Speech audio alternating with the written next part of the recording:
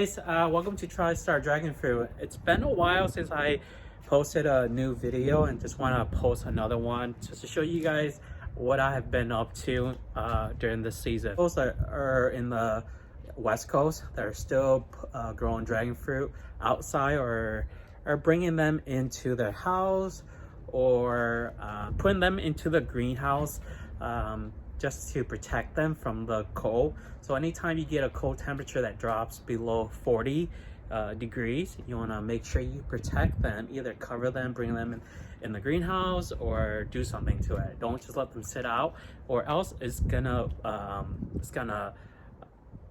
frost your dragon fruit branches. Okay, and it can cause your dragon fruit to die. So don't let all your hard work go to waste. So make sure you protect them. The biggest concern for my dragon fruit is making sure they're very healthy branches, green branches. Some of my dragon fruits have yellow branches, and I'm going to show you guys today on how to take care of them, how to get them back to their green flesh state instead of, you know, having them turn all yellow and all dehydrated. All right, you do not need to water a lot during this time. If you're in the West Coast, Southern California, which where I'm at, San Diego, I don't water my dragon fruit a lot because it's winter time. I could probably water twice a month or once, but really you don't need to do much. You just gotta make sure you give them a lot of nitrogen and potassium over the winter. All right, so that way it can get all the N, which is the nitrogen, and the K, the potassium, so it can have a sturdy and strong root system. Okay, I'm gonna show you guys some of my dragon plants that are grown in the pots that are very not healthy right now, and I'm gonna show you what I use to get them back to their healthy state. Okay, check it out. So as you can see here, this is very healthy pot that I have going on right here. So I don't have a lot of concern. It's very green and everything was looking good, but I just want to make sure I'm giving it enough nutrients so it can stay healthy over the next 2 months. Right, this is another healthy pot right here. Okay, see, this used to be very hydrated, very thin, and it got back to normal state now because I've been feeding a lot of giving a lot of iron and potassium, and I will show you later on what I use. Look, I have a fruit here. This is a Bruni. It's been on this vine for what, over 2 months.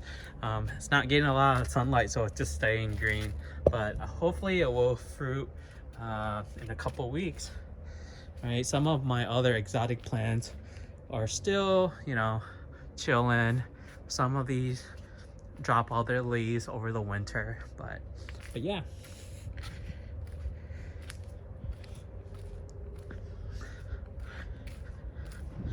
So here you go, guys. I have some more healthy dragon fruits up in the front. I got 2 gargantua here, so it hasn't turned red yet, but these are my healthy pots, right? Some Kanni G, Queen Denari, Ohana Express OG. But let me show you what I'm talking about when they are very hydrated, they're not healthy, and they need more care. I'm gonna show you. So for example, this is another one. You see how it's all yellow, right?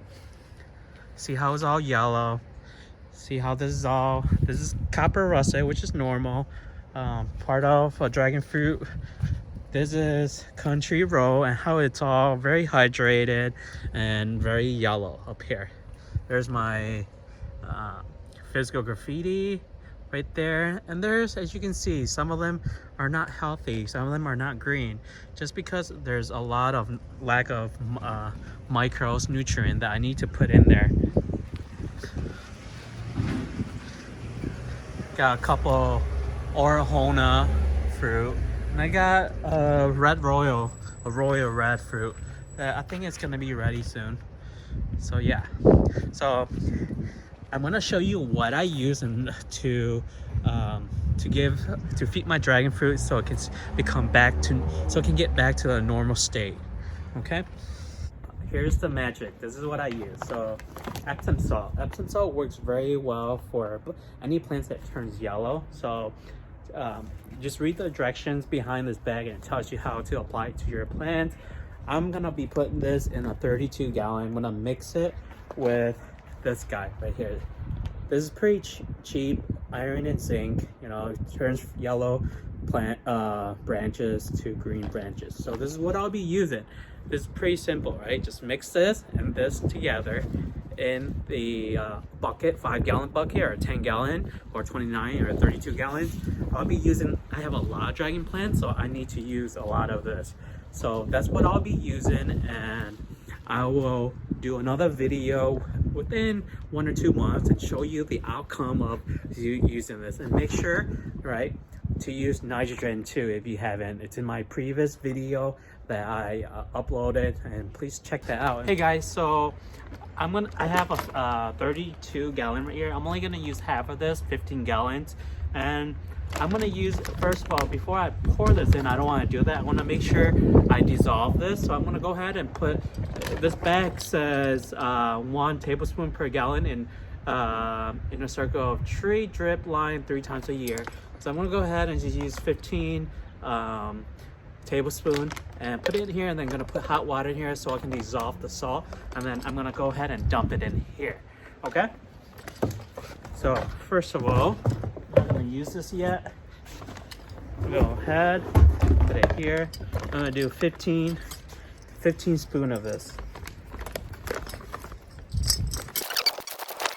16. So here you go, guys. 16 tablespoon of Epsom salt in here. So I'm gonna go ahead and add hot water in here and then let it dissolve, and then after that I'm done with this. I'm gonna go ahead and dump it into this big gallon. Okay, I'll be right back. So here we go, guys. I added some hot water in here. As you can see, it's steaming up. And so I'm gonna let this sit for about 20 minutes so it can dissolve in it, and then when this is all dissolved, I'm gonna go ahead and pour it into the 32 gallon pot. Okay, and the next step is to use the sink. I'm gonna use this with the Epsom salt. So 16 quarter of a cup. So 16 times. Go, guys. The salt hasn't dissolved at all yet, but I'm still trying to stir it up just to make sure, you know, it's fully dissolved in this water before I dump it in here.